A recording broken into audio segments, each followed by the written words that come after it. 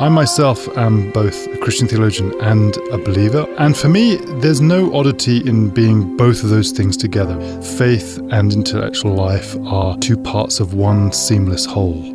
This is In Good Faith, listening to first-person experiences of faith and belief. On In Good Faith, it's our privilege to hear stories and accounts from believers told in their own words. Our hope is to listen with an open heart, celebrating the power of faith and belief and what those stories mean to the ones who tell them. I'm speaking in good faith today with Dr. Oliver D. Crisp of the Fuller Theological Seminary in Pasadena. He joined in 2011, also a professorial fellow at the Institute for Analytic and Exegetical Theology. Did I get that right? You got that absolutely right. I'll confess to having practiced. Dr. Crisp, thank you for speaking with me today. My pleasure. Thank you for having me. Dr. Crisp is and has been a professor, fellow, and lecturer at various universities and institutes of theology, both in the UK and the US, a minister, a prolific author, editor of articles, essays, books, and a sought-after lecturer. In fact, we're speaking today because he's here presenting at the Brigham Young University campus.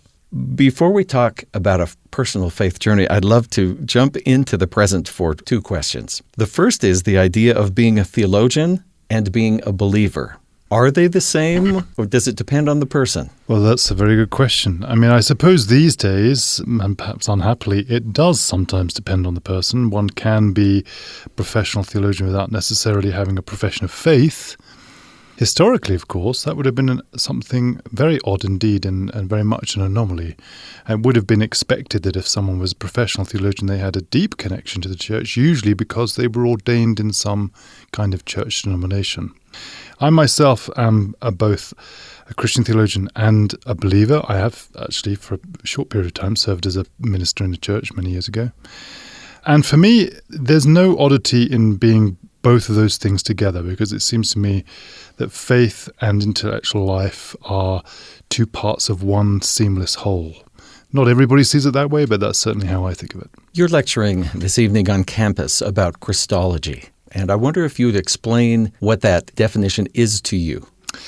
Yes, well, Christology is the academic study of the person of Christ in particular. And, of course, that has to do with various theological issues with respect to things like the incarnation, which is how the second person of the Trinity, or how the Son of God becomes a human being and what that means, as well as things like how can he be both fully human and fully divine at one and the same time, and so on. So Christology is the academic study of those sorts of questions that pertain to who Christ is, what it means to talk of Christ, what Christ's work is about, issues that really get to the very heart of the Christian faith.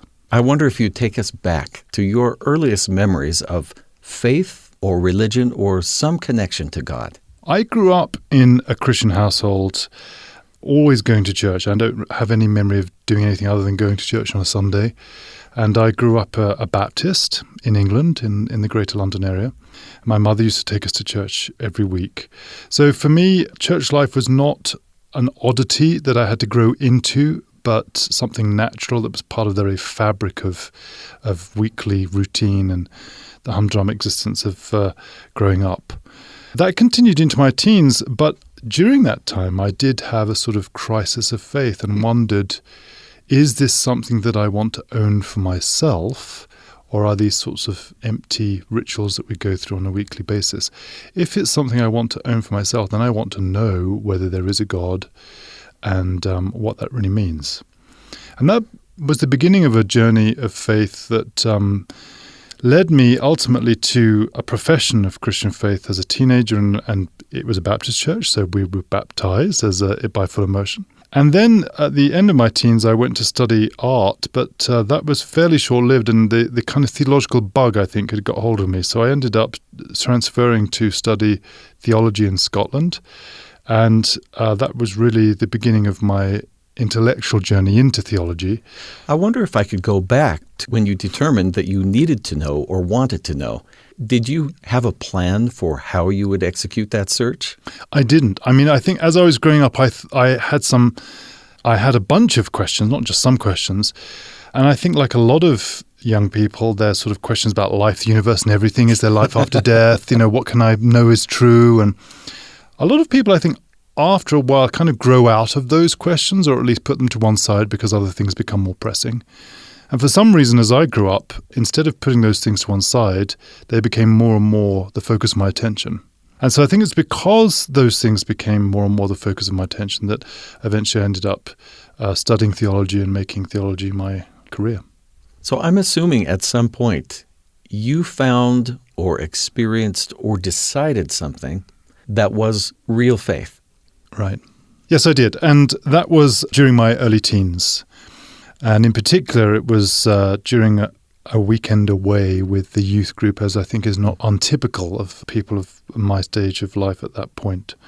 And we were away, and we had a group of people who were leading that weekend away. And it was at that point at which I had a religious experience and made a profession of faith, and subsequently got baptized and was made a member of the church. So it was a really important moment for me, as is, often people make that claim, they had underwent such an experience and it was a really important moment for them. But for me, it was the culmination of a search that had been about these kind of existential questions about life, the universe and everything, and finding other answers very unsatisfying. But the interesting thing was, although I'm a theologian and I think the intellectual study of religion is very important, it wasn't actually primarily an intellectual experience that led me to change my mind. It was an encounter of sorts. It was a religious experience that led me to a kind of transformation of how I thought about these things. And then the kind of intellectual component followed on the heels of that. What a milepost for anyone's life, searching and then feeling that you found or latched on to something that you were perhaps hoping was there but weren't sure. Right, absolutely. That's definitely the case. And it was something that then led me into the intellectual questions that I mentioned earlier, and through those intellectual questions, desiring something more about, wanting to have answers to those issues, and finding that there was a way to deal with those questions and there was a way to get answers, and that was by means of the study of theology. That seems it would be very satisfying to go into theology and study those very questions of your youth, built on that foundation of belief. That would give it a layer of meaning it almost seems you would have to pursue it. Yes. Yeah. For a lifetime. Yeah, well, I think so too. Although I have met people along the way for whom the study of religion is a kind of source of some fascination to them, although they're not sort of existentially connected to it.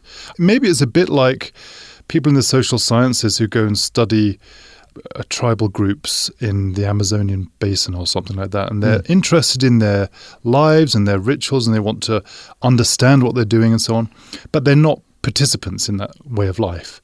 And I think I have met people along the way for whom the academic study of religion is like that. Anthropological. Right, anthropological in some sense, certainly semi-detached in a manner. And often those have been very pleasant people to work with, but that's just never been my experience. For me, it's always been a joined-up matter, and the two things have folded one into the other. I've never felt a kind of dissonance between the academic work that I've done and the religious faith that I've had. Those two things have been both important poles in my life, if you like. There are so many fascinating areas in theology, everything from translation and language and the meaning to the spread of a church or a religion around the world. So many things, but it seems to me that you have really tried to focus in on the very central figure. Right. And just right at the heart of it. Yeah. I think as I plunged into theology, the deeper I went, the more there were a cluster of central and defining issues for the Christian faith that I was drawn towards. And it's that sort of cluster of central and defining issues which throw up all sorts of fascinating questions and problems that I was increasingly wanting to explore further. And inevitably, that's what I ended up doing. So I in my graduate work and then in my subsequent career, I've ended up moving ever deeper into those sorts of questions about things like the Trinity or about the person and work of Christ, or about other aspects of the faith like salvation from sin and those sorts of things. And it's been a fascinating sort of quest and a fascinating journey. I'm kind of jealous. But luckily, you write a lot about it, so you can take us along after the fact with what you've done. When you come home, or it's time to just be a person who believes in God for personal religious practice, is there sort of the professorial frock that you take off and then you're just someone who believes? I hope so. I mean, my family have a little joke with me about being the professor, which of course I am in one respect. But I do try very hard to have a life with my family and my children in particular, which is as normal as a professor can be when he's not thinking about, or she's not thinking about, questions of philosophy and theology. And so we do have fun and we do talk about other sorts of things. I think my children do get rather exasperated if I start to go off on a theological tangent, and that quickly brings me back to reality. And they have been, over the years, a wonderful sort of grounding for me in real life and taking me out of the ivory tower. And I've been so grateful for that. What about your faith brings you joy in your life? Well, that's quite a question. I think there's a difference between a kind of surface happiness or a surface passing, fleeting sense that something's a good thing or something that is something that you can enjoy, and that deep-centered sense of kind of contentment out of which a life can grow and be formed. And in my experience, religious faith is of the latter sort. In other words, having that center, that moral and religious center at the heart of my life and what I do, hopefully radiates out in tangible ways in other things that I do in my life, even if it's not always consistently.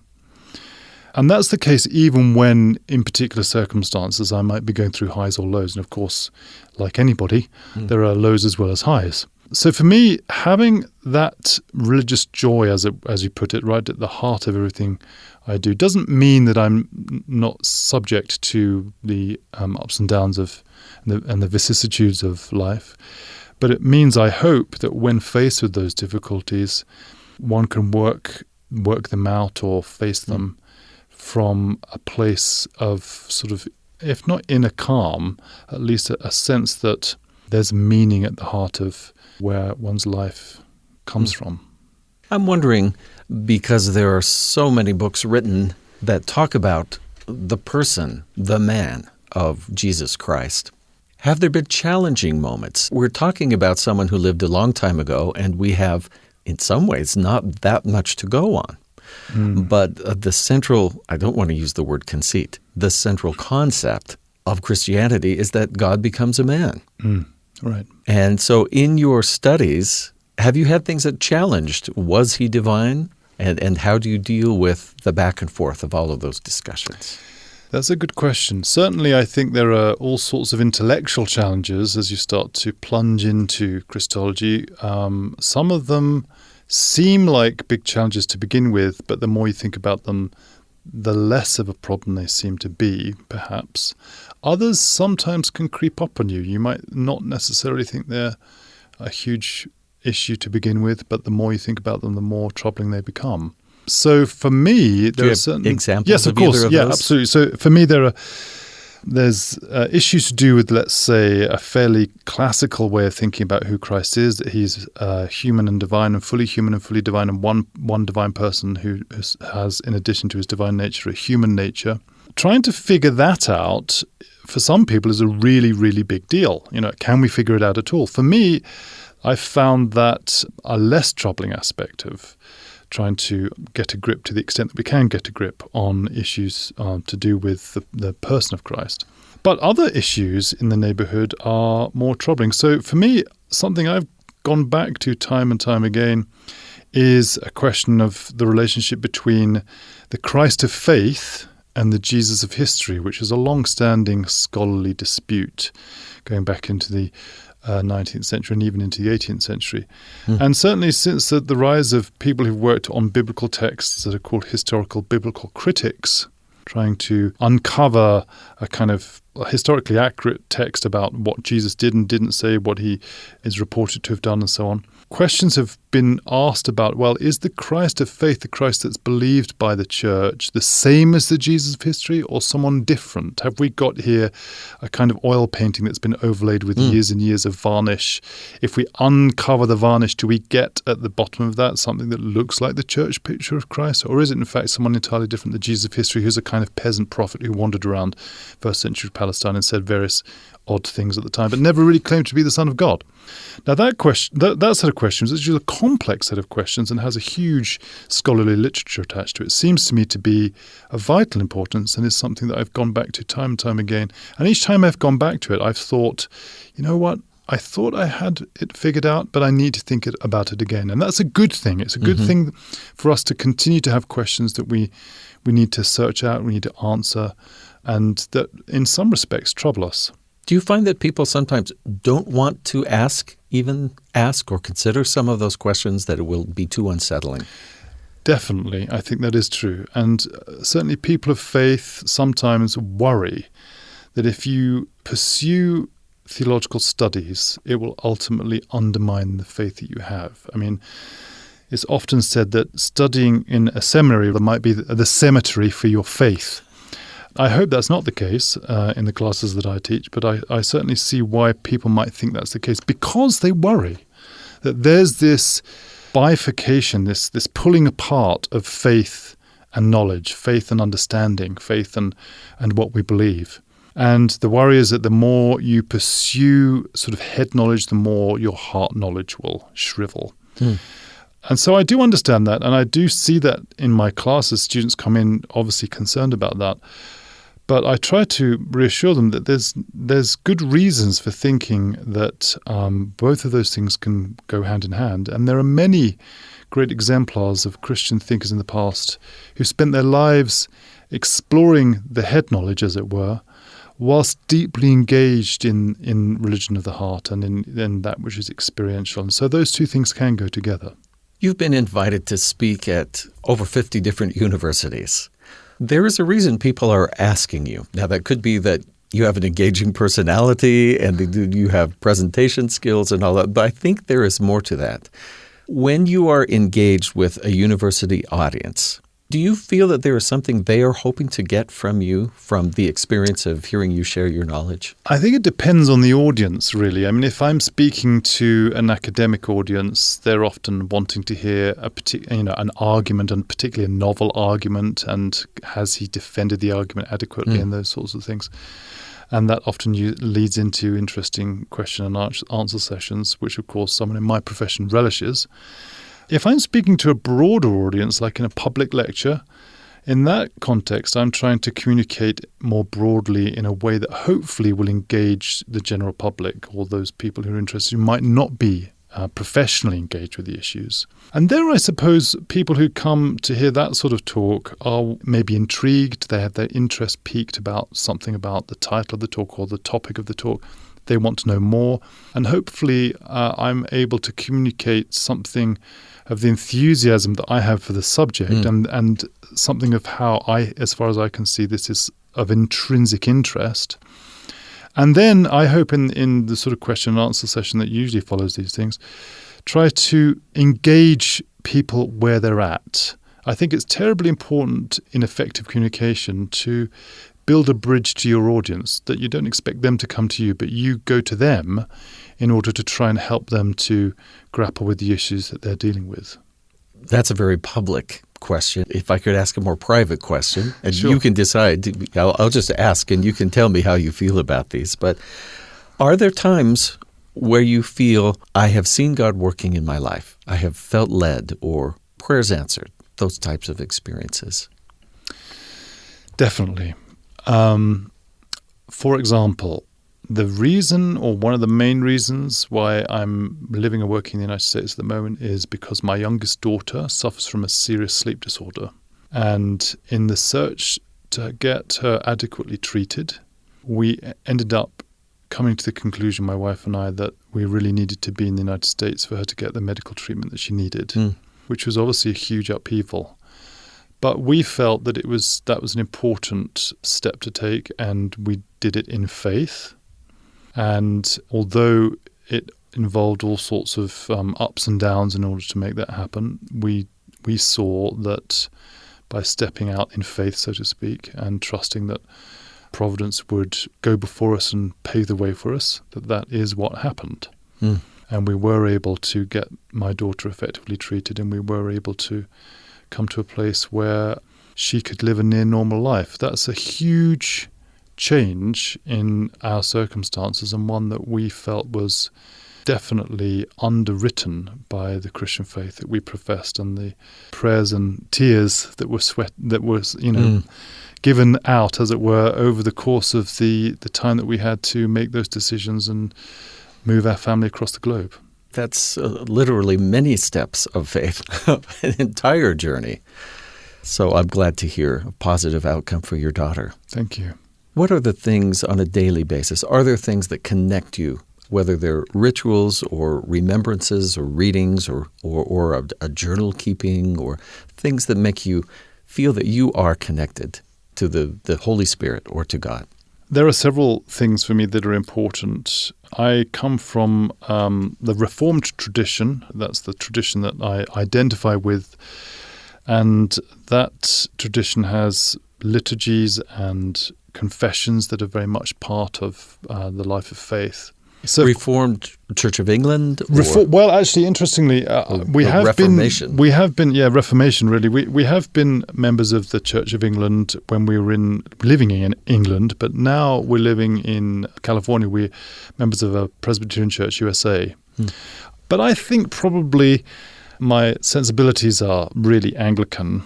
Sorry to my Presbyterian friends.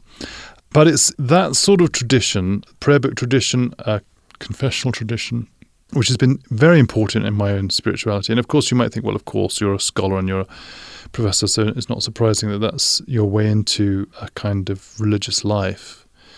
But I do think that I've also had various times in my life where I've had a deep sense of the presence of God, and I've been very grateful for those experiences, often through reading scripture, through times of quiet reflection, through engaging with the tradition in various ways, sometimes even through the reading of works by historic theologians, works on, it might not necessarily be works on prayer, it might even be works of spiritual theology, particularly of the Church Fathers, that have really made a connection with me and have helped me in my spiritual life. So there are lots of different ways, I think, in which I've been fortunate enough to be able to connect in a deep and thick and rich way with the spiritual traditions that have formed me. Completely hypothetical. If you could choose one of these church fathers and go back and sit elbow to elbow and ask a few questions, or do you have someone in mind you think, I would love to know more? That's a really good question. I would have said my first response would have been Athanasius, whose work on the Incarnation I really admire and have read numerous times and set my students to read often. But Athanasius was a bit cantankerous, so I'm not sure he would have been the most fun person to be with. So I wonder whether it would be really interesting to sit down for an afternoon with Bishop Augustine of Hippo, one of the most influential Christian theologians of all time, really, who wrote so many important works, The City of God and his Confessions and all sorts of other things, but particularly his Confessions, which in some respects has the elements of an autobiography, is a book that I've often found fascinating, gone back to time and time again. I'd really like to sit down and talk with Augustine and about his life and about his ministry and about the different decisions that he made and see what he had to say. And is there some question or some record you wish we had? I'm totally making this up. Or some question that you wish were answered about the person of Christ? Absolutely. I am fascinated by the fact that there's this huge gap in the gospel narratives between his youth and his ministry as an adult of around 30. And so much legend. And so much legend. Filled that gap. Absolutely. So I would, of course, I would love to have a written record of what went on between the age of 12 and the age of 30. Where did he go? Did he go to India? Did he go sit at the feet of other sages? Did he study somewhere? What did he do? But did he walk on England's green hills? Exactly. To quote the song. Exactly. So that would be fascinating to know more about. Of course, pure speculation, but I think that would fill a huge gap in terms of how the person who emerged from that and had this Galilean ministry was formed in really fundamental ways. Is there some core teaching of Christ that is a touchstone for you? Something that you refer to, or a parable or a story or an idea? Well, I often think of the Sermon on the Mount, which is a bit of a cliche, I suppose, as, for me, a kind of set of fundamental Christian teachings that both attract and repel me at the same time, paradoxically, because there's something about the Sermon on the Mount and the teachings of Christ there that is captivating and seems ethically pure, if you like. There's a kind of moral simplicity and honesty about what he says there that seems very attractive.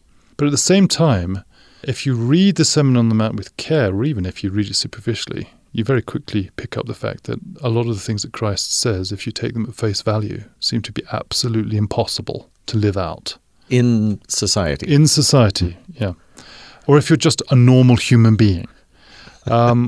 And so there's for me something paradoxical about that. That on the one hand, here is what you might think of as the heart of Christ's moral teaching, and it does present us this picture of the moral life, which is wonderful and attractive and beautiful even.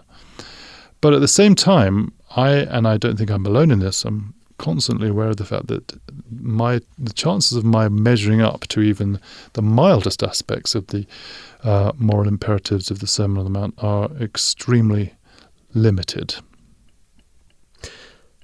What should I ask you that I don't know to ask about, or something that you have thought I'd love to be sure I share this?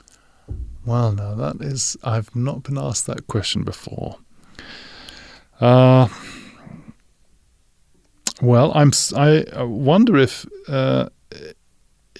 listeners would be interested in knowing something about the connection between my love of all things to do with art and my love of things theological. There is a connection there of a sort. Please. I mentioned earlier that I went to art school briefly and have continued to paint. I studied painting and sculpture subsequently, and eventually, funnily enough, have ended up painting things that have appeared on the covers of books, including not just my own books, but some of my own books and others as well. And I've even done some commissions, and recently have done some commissions, which has been a wonderful thing to do. For me, the artistic life and the pursuit of art and beauty and what one might more broadly think of as aesthetics is deeply connected to my pursuit of things theological. The psalmist says, "One thing I've asked of the Lord, that will I seek, that I may dwell in the house of the Lord, to gaze upon the beauty of the Lord and to worship at his temple." For me, that's always struck me very deeply and resonated with me as a way in which the pursuit of beauty and the pursuit of art connects up in a really deep way with something about the divine nature, and therefore ought to be something that we think about theologically.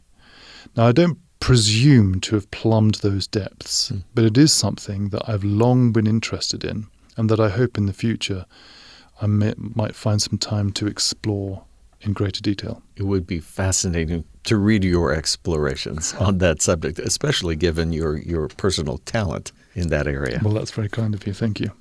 Dr. Oliver D. Crisp from the Fuller Theological Seminary in Pasadena, California. What a pleasure. Thank you for speaking with me today in good faith. Thank you very much for having me. Thanks for tuning in to In Good Faith. In the second half of the show, we'll hear a panel of listeners talk about the ideas presented by our guest, theologian and author Dr. Oliver D. Crisp. Back in a moment with more of In Good Faith.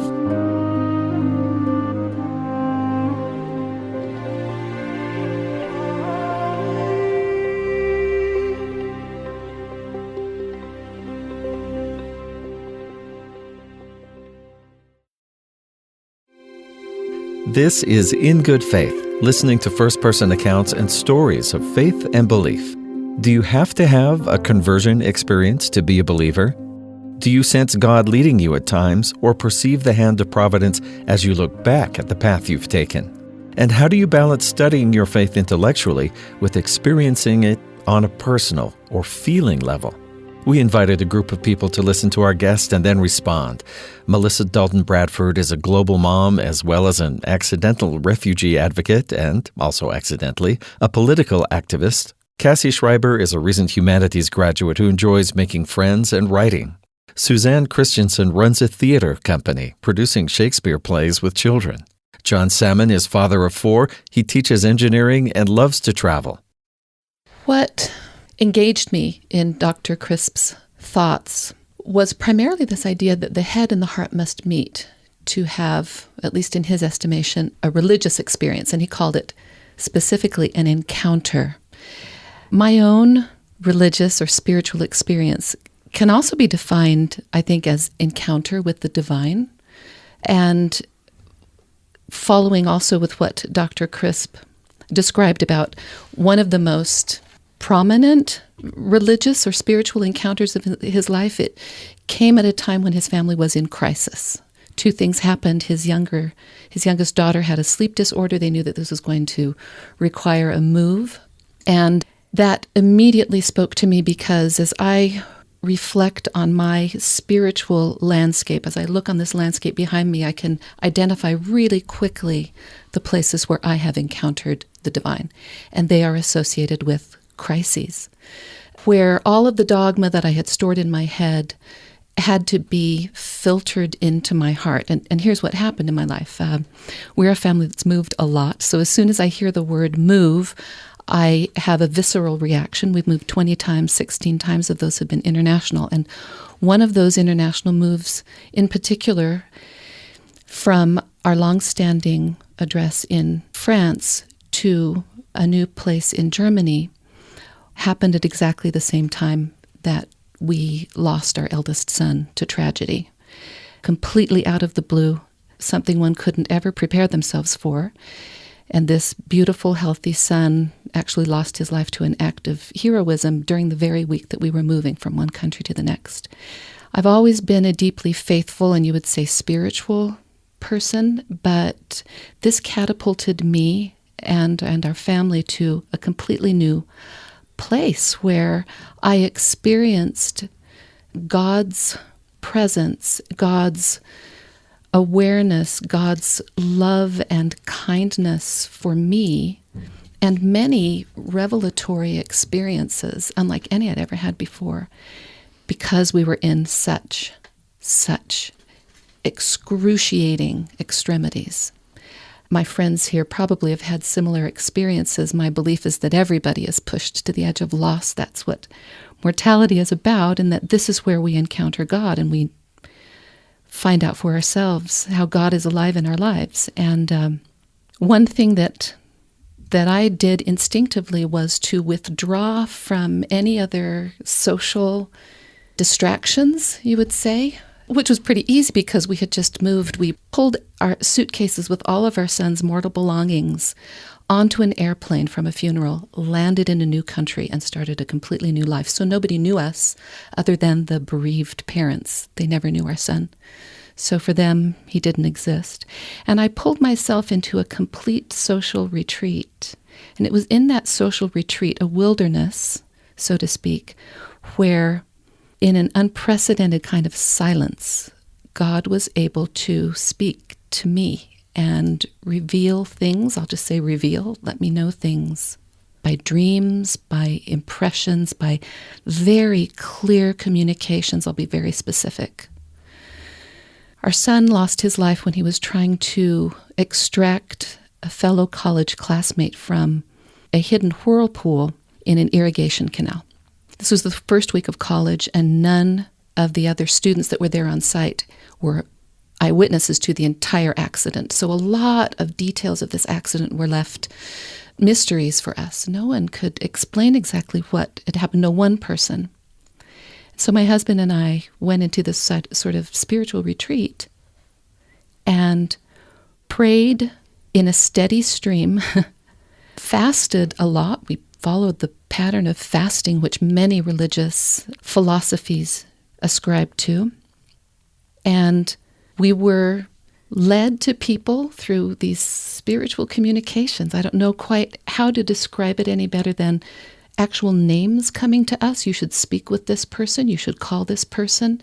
And through doing that, we were able to piece together the actual chronology of the accident. And that was thunderous for me, because who am I to have God speak in specifics to me, and then to have verifiable truth in front of my eyes that blessed our families. At one time, it was the most horrifying passage of our family's life, but it was also very, very holy, very holy. Thanks for sharing that, Melissa. Mm-hmm. A lot of what you said resonated with me, because these moments of crisis being moments where you can encounter the divine. And I think of probably the most prominent experience that I had, like Dr. Crisp, like his youth experiences were important to him, and he said he often looks back at that. But I also had an experience in my youth where a crisis happened, and I didn't really know what to do with myself. I was so distraught, and I reached out for God through prayer and through study of religious text. It was like the Grinch. I felt like my little heart grew 3 sizes to understand the situation better. And since then, I don't think I've had quite an intellectual, but I'm grateful that I've had that experience in my youth to look back to, that because crisis moments continue to happen throughout your life. And I'm grateful that I've had that kind of bedrock experience, or that pattern made for me, that I know now how I can reach out to God again when hard things happen, because they always do. So I really liked that, what you said. And everyone has a different iteration of crisis, right? Mm-hmm. Whatever yours was, they are all things that leave us. William James called it, it's a great German word, Zerrissenheit, which means this torn to pieces hood. And it's in that torn to pieces hood where we're so reduced, and everything that worked for us before might not be working in the same way. That feels like the earth just disappears in one act out from under our feet. And then we fall, at least I have felt, falling into this waiting embrace, or these waiting hands of God. Doesn't mean I wasn't kicking and screaming the whole way down. But I think that's important too, that you had that in your youth, because you can look back again, like I do, over the landscape of your life and say, I experienced that. And there's nothing more intimate than internal experience.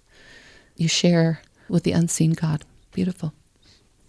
One really interesting aspect of my life, at least it's interesting to me, I don't know how interesting it is outside of my own head, but when I think back on my life as a whole, I have this clear memory of a time when I was a very small child, just sort of moving through the small world that was the world of my house and the world of our yard and the world that was as far as you could go, whatever the boundaries were that your parents set, and they slowly grew. And just kind of moving through this sort of sunlit forest of toys and trees and people, and always having this solid knowledge that the world was infused with the presence of God. Yeah. That God walked at my side, that God watched over what I did, never questioning him, never even really, I think, that interested in him, but just that there was a sense that there was a being that knew all the things and had made all the things and understood all the things and was there in all the things, watching me learn about all the things. And I think that was a time in my life when my head and my heart didn't know that they could be separated. They didn't need to be separated. That wasn't an issue. There was nothing my heart felt that my head didn't think, nothing that my head thought that wasn't a thought in my heart. So I was I think this is common for small children. I was a very cohesive being. And I just walked on God's world as one of God's people, and God was there. And I think that a lot of the efforts to walk a religious path in my adult life have been trying to figure out how I might use that incredible sense of God how I might bring that, for example, into a crisis. What do you do when the world falls apart? Is that God there? And if he's there, why is God not helping? Why? How do you continue to walk in the world when it's not just sunlit time of really nothing happening much? How do you bring your head and your heart together again, like they used to be when you were small? I think that I, at least, as I grew up, imposed a lot of rules on the world. If this, then that. And I think that in my religious experience, I inherited what I actually have come to see as more of a folk tradition, not actually doctrine, of sort of a checklist life, kind of a you can live in a certain way that will buy security, that will ensure certain outcomes. You can be good enough to protect yourself and those you love from anything really bad happening. And in a crisis in my own life, I sat across from a religious leader and was somewhat driven to this sort of howl of betrayal, saying the words, but I did all the things. How could this come to me when I have done all the things? And my faith tradition is, I am also a Christian. And one of the foundational tenets of that teaching is that no one, not even our God, can do so many things that nothing bad ever happens to us in our existence. If he did that, there'd be no growth. And my religious leader looked at me and he said, well, there's certainly no need or room for Christ in a world where you did all the things. That was really a shock to me, to find out that I had constructed a world where I was doing everything so nothing bad would happen. I really feel like my experience as an adult has been trying to get back to that little girl place of there doesn't have to be a separation. And I was thinking about what Dr. Crisp was saying about, I never really felt I had to separate my academic pursuits from my walk in the world as a Christian. And I think that, again, that's that bringing of the head and the heart together. I think that that's where we find God, but it's hard. It's a hard thing, and we pick up all this stuff. We set all these rules. We dare God to hurt us. We will be so obedient that he won't be allowed to allow anything to happen. And I think that's been a real eye-opening experience for me as I've grown, is that he will allow life to happen to me because he loves me. That's not what we do as parents for our own children often. We try to avoid letting life happen to them because we love them. Well, I don't think that I've been necessarily one that's had a huge crisis. The terrible loss of a child is very saddening. And yet there are times in my life where I've had to grapple with this dichotomy of heart and mind. And so I resonate kind of with that first question that Dr. Crisp answers in terms of, is he a theologian or a believer? And I think that I've been on both sides of that midpoint over different phases of my life. I think probably right now, because of my experience and upbringing as an engineer and as a scientist, that I tend to gravitate towards the theologian side. And the continual, I think, effort that I have is to exercise more faith and be a believer in more than just kind of the intellectual side.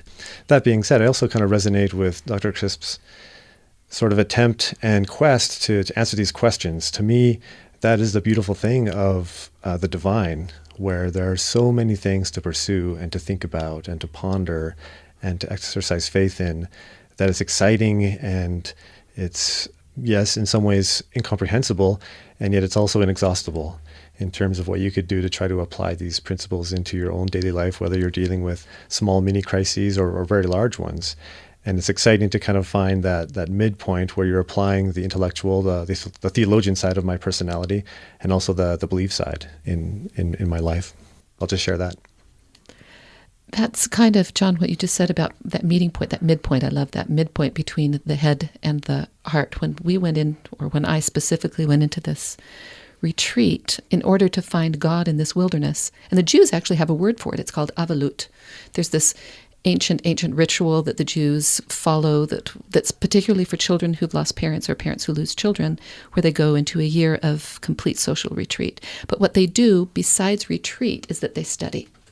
And so I didn't shop, I didn't listen to any jogging playlist, I didn't watch any TV, videos, nothing for a full year. It was all studying religious text. So I went through what for me is my whole library of religious text, and that was it. And I pulled out all of the, I guess, the Desert Fathers, all of the religious writing that I could find, and the survival stories of Holocaust victims and 9/11 victims, and studied. I remember sitting on the parquet floor of this old turn-of-the-century apartment in Munich where we had just moved, which I didn't want to set up because I didn't want to live. I didn't want to unpack boxes and establish myself in this new world. And our children, we had 3 surviving children at that time, would take them to school. My husband would go off to work, and I would sit cross-legged on this parquet floor, wrapped in sweaters, with this crescent, this like big spine of books around me, and just study for hours all day long. Study, pray, cry. Cry, pray, study. Study, cry, pray for hours all day long. And found that was a climate, I guess, that I was allowed to create by the loving hand of the divine, that we were pulled out of our social circles where we had lived before. No one knew me. Nobody expected me to show up, and I could just try and study out and feel this divine presence and receive promptings and guidance as never before in my life. That will always be a landmark for me. And like I look back like Cassie does, and I say, I experienced that. That was real. That was real. No one can tell me it wasn't real because I've cataloged it in my own soul and felt more. There's not a fancier word I can come up with than love and light. Love and light, the experience of love and light in spite of such devastation.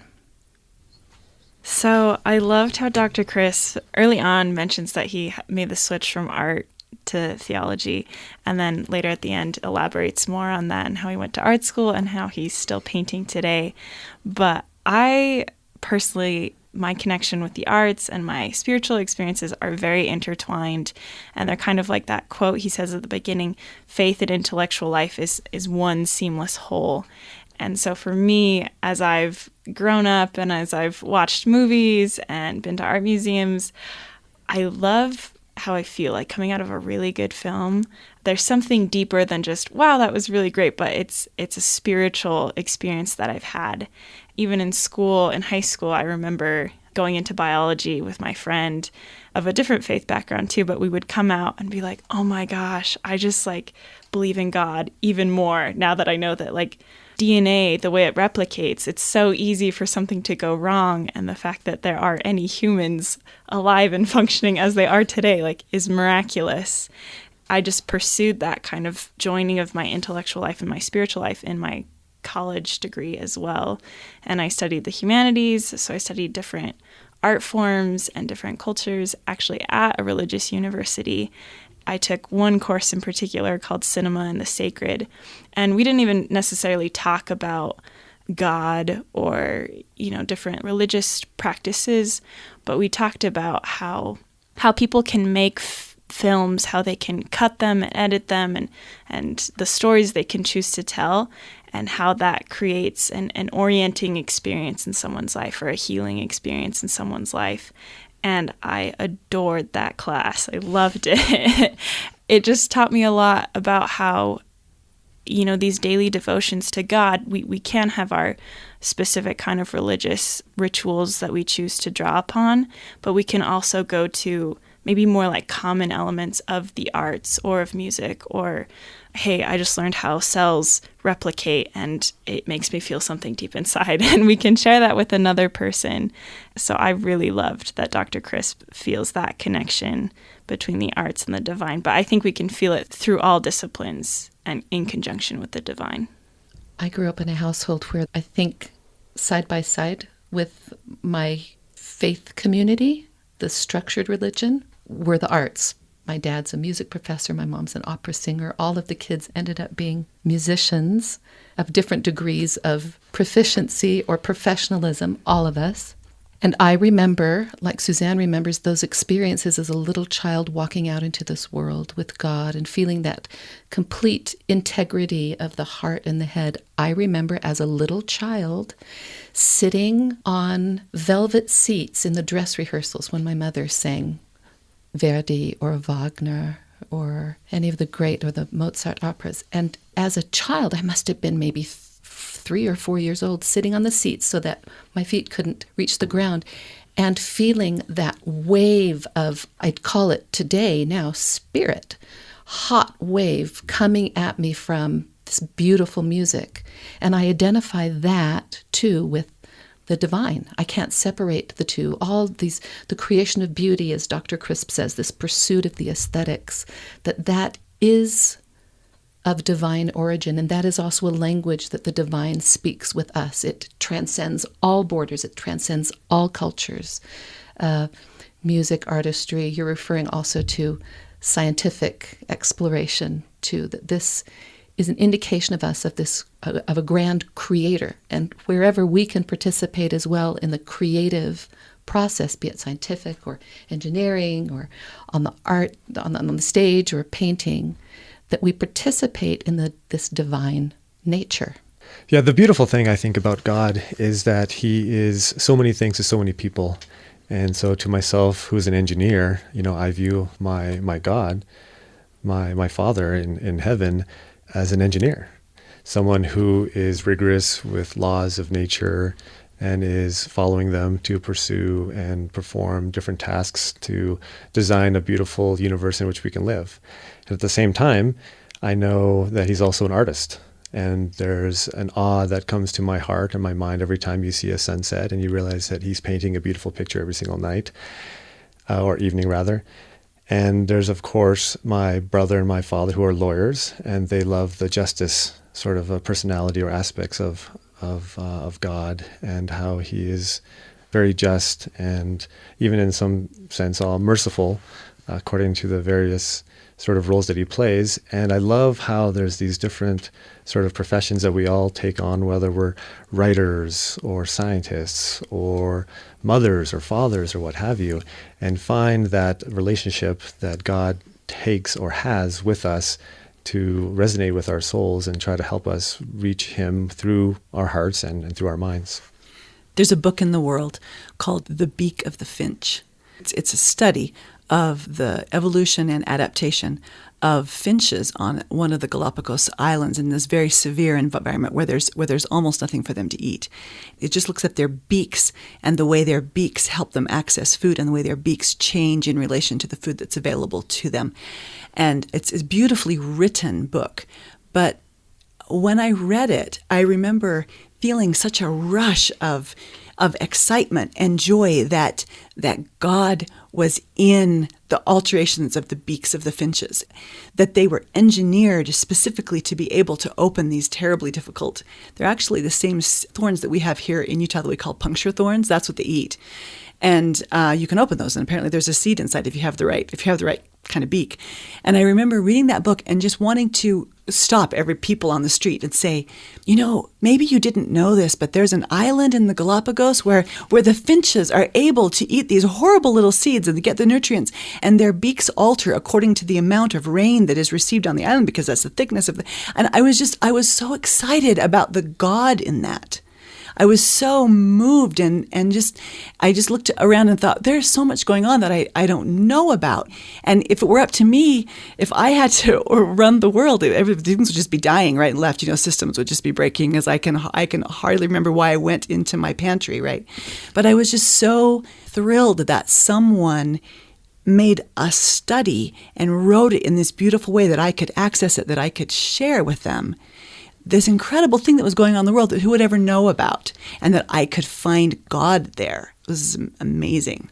That's neat. We've talked about having encounters that teach us about the divine and then sort of having the intellectual life follow. That's what Dr. Crisp said. But I also think in talking, we've discovered that the reverse is true as well, that as we intellectually expand ourselves, and then if we take a personal effort maybe to combine that with our faith, it leads into that deeper kind of inner contentment that he was talking about, or this kind of joy that isn't just on the surface, but it's deeper within us.